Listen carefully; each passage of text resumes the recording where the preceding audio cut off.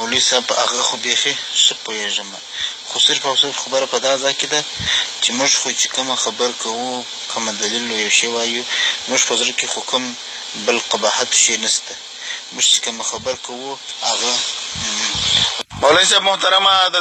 د میلاد باره کې اوس ته څه دعوه لرې؟ ته خو خپله څه دعوه پېښ کړه چې میلاد ته ته څه وې؟ ته دا مروجه میلاد ته ته څه وې؟ ته جایز ګڼې که نه ګڼې؟ ما خو درله د فتاوی حقاني حواله پېښ کړه، ته مې یو کتاب ناقصو به سره راویلېږه.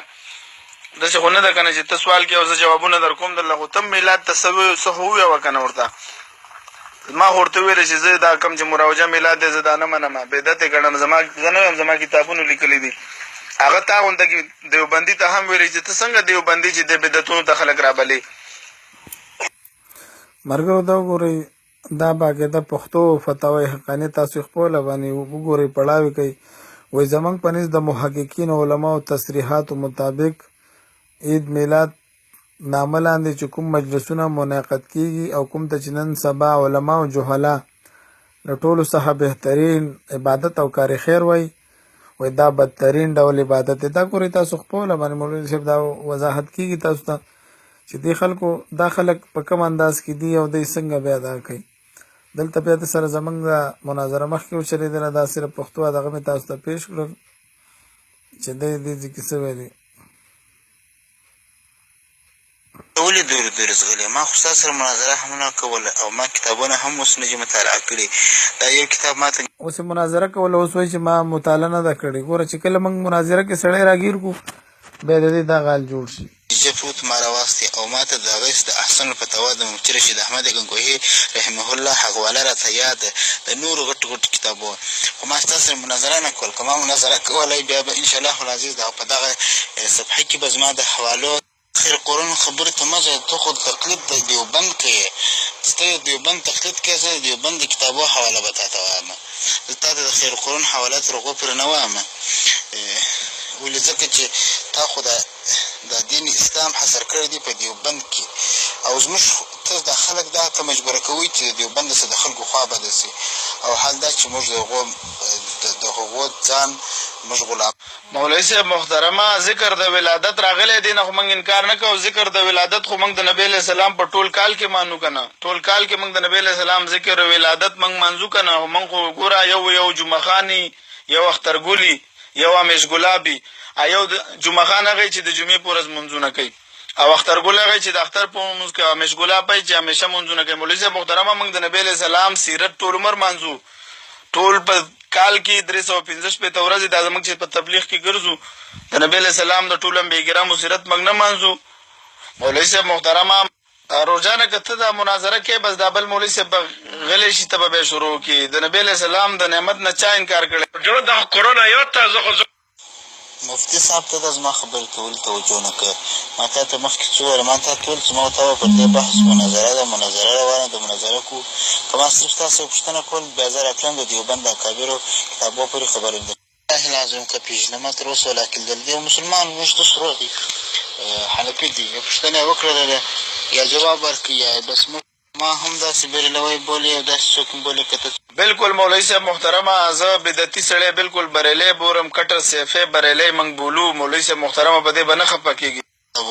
سیفیت څنګه شی دی دا؟ مولوي صاحب محترمه، که تا دا سیفیان نه لیدلې زه به یې درته وښیم که نه. دا سیفیان وایي تبلیغیان کافر دي، موږ سره په تبلیغ باندې مناظرې هم کړي د دوی مناظرینو. دوی هوبهو هغه عقیده رقم چې د بریلیانو ده. مولوي صاحب محترمه، دوی ته باقاعده او دا د نهر کاریز والا باره کې خو زه سیفیان خو تاندي نهر کاریز والا ته زه بریلی ویم، زه ورته کټر شیعه ویم، بریلی ورته ویم، ته ورته څه وې؟ دې باره کې ته خبرې کولی شي. نهر کاریز کم د نهر کاریز سعادت ملا ما اډ کړی دلته موجود دی، زما خبرې به اوري، دا دې را میدان ته شي ما سره دې خبرې وکړي،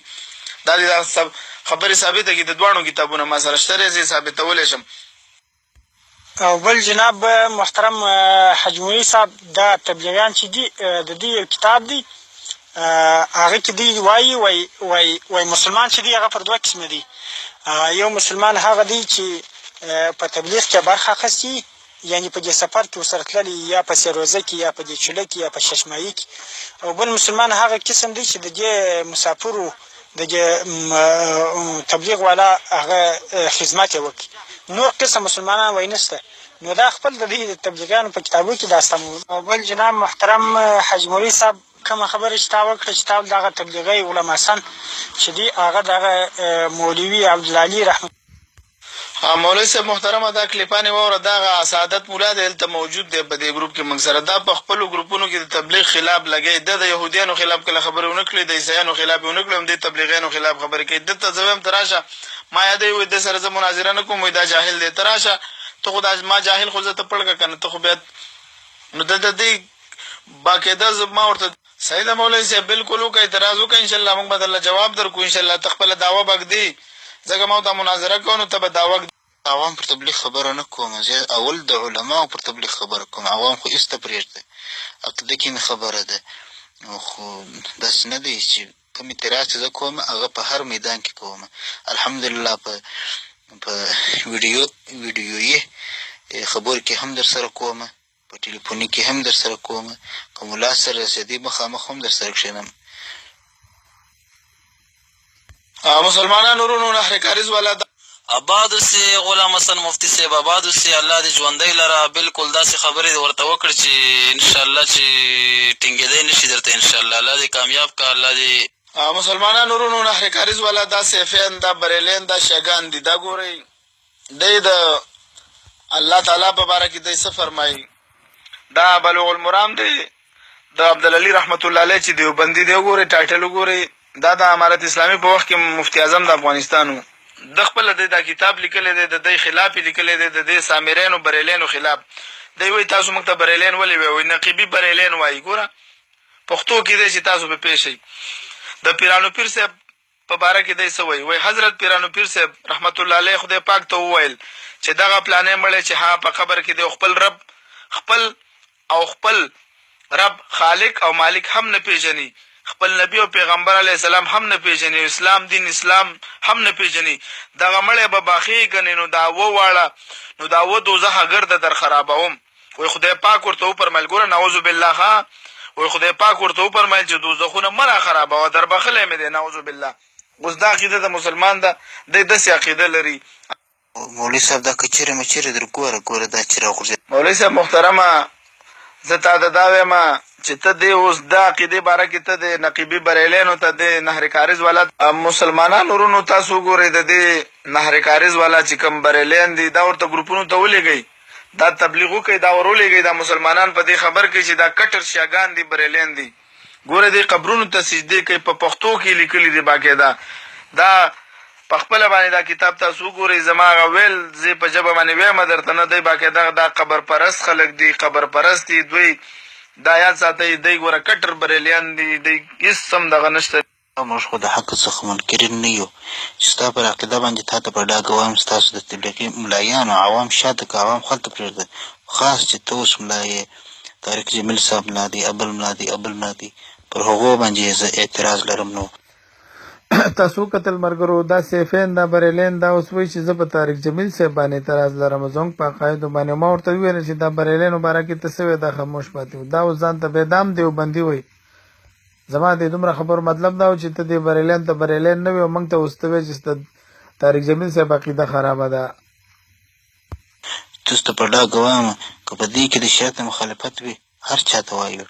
که په موږ کې مخالفت وي تاسو به راته مولوي صاحب محترمه چې دا ستاسو د استاد عبدالعلي رحمت الله علیه بیا د ده په دې فتوا باندې ته عمل ولې نه کوې ته په طارق جمیل صاحب اعتراض لرې ته په ما باندې اعتراض لرې ته په تبلیغي ملا اعتراض لرې او ته په دې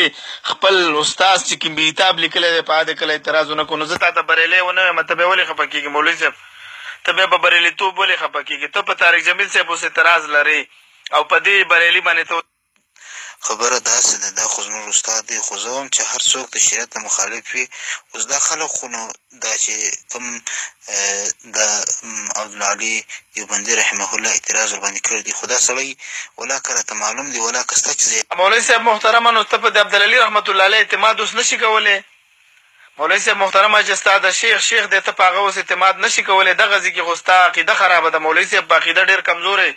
زما مشر یو کتاب لیکلی زه په پټې سترګې په بلکل وایم صحیح لیکلی دی مولوي صاحب محترم عبدالعلي رحمت الله علیه د دې خلکو خلاف کتاب لیکلی دی او ته وایې چېرې ماته معلوم نه دی ته دې کتاب ته وګوره بیا پې فتوا ولګوه زه په دې کتاب ګورم او زه کتاب ته ګورم او فتوا پې نه څنګه کوئ عبدالعلي دیوبندي رحمه الله زما پر اعتماد دی خو ما څنګه وویل ته زما